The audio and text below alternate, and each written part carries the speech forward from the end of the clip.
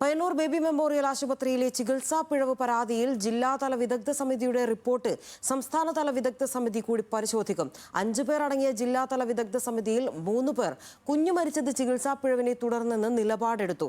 ഒരംഗം പിഴവില്ലെന്നും മറ്റൊരംഗം അഭിപ്രായം രേഖപ്പെടുത്താതെയും നിലപാടെടുത്തു. റിപ്പോർട്ട് പോലീസിന് കൈമാറും.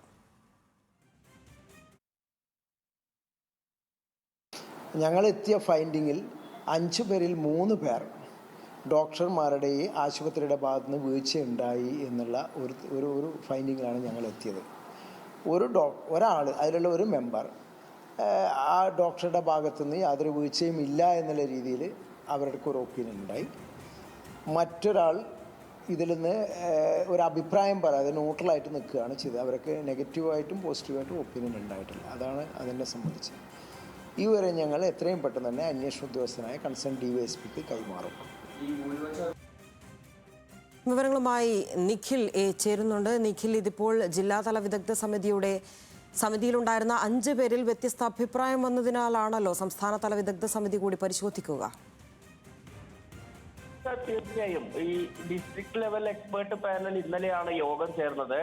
ആ യോഗത്തിലാണ് വിശദമായി തന്നെ ഈ സാഹചര്യം, അതായത് കുട്ടിക്ക് അനസ്തേഷ്യ നൽകാൻ ഇടയായ സാഹചര്യം, അനസ്തേഷ്യ നൽകിയതിനു ശേഷം എന്താണ് സംഭവിച്ചത്, ഈ കുട്ടിയെ 10:15 ആശുപത്രിയിൽ എത്തിച്ചു എന്നാണ് രക്ഷിതാക്കൾ പോലീസിന് മൊഴി നൽകിയിരിക്കുന്നത്. പിന്നീട് വൈകിട്ട് 4:15 മാത്രമാണ് കുട്ടിക്ക് അനസ്തേഷ്യ നൽകുന്നത്. അതിനുശേഷം 6 മണിക്കാണ് ഇത് തലച്ചോറിലേക്ക് രക്തപ്രവാഹം ഇല്ലാത്തതിനെ തുടർന്ന് കുട്ടി ആരോഗ്യനില മോശമാവുന്നതും കണ്ണൂരിലെ ബേബി മെമ്മോറിയൽ ആശുപത്രിയിലേക്ക് മാറ്റുന്നതും. ഇതിനിടയിൽ തന്നെ കുട്ടിക്ക് മസ്തിഷ്ക മരണം സംഭവിച്ചു എന്നാണ് നിലവിലെ വിലയിരുത്തൽ.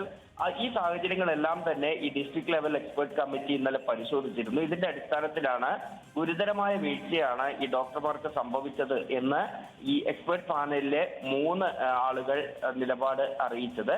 എന്നാൽ ഒരാൾ ഇതിൽ ഡോക്ടർമാർക്ക് പിഴവില്ല എന്ന നിലപാടായിരുന്നു പറഞ്ഞിട്ടുണ്ടായിരുന്നത്. ഏതായാലും ഇങ്ങനെ 2 അഭിപ്രായങ്ങൾ വരുന്ന സാഹചര്യത്തിൽ ഒരു നടപടിക്രമം എന്ന രീതിയിൽ തന്നെയാണ് ഇനി state level expert committee expert panel ഈ റിപ്പോർട്ട് പരിശോധിക്കുക. അതിനു മുൻപ് ഈ ജില്ലാതലത്തിലുള്ള റിപ്പോർട്ട് ആദ്യം അന്വേഷണ ഉദ്യോഗസ്ഥനായ പയ്യന്നൂർ DYSPക്ക് കൈമാറും. പയ്യന്നൂർ DYSP ആയിരിക്കും ഇത് പിന്നീട് സംസ്ഥാന തലത്തിലേക്ക് നൽകുക. ആ റിപ്പോർട്ട് കൂടി വരുന്നതോടുകൂടിയായിരിക്കും എന്ത് നടപടി എടുക്കണം എന്നുള്ള കാര്യത്തിൽ ഒരു തീരുമാനമെടുക്കുക. ശരി, നന്ദി നിഖിൽ വിവരങ്ങൾക്ക്.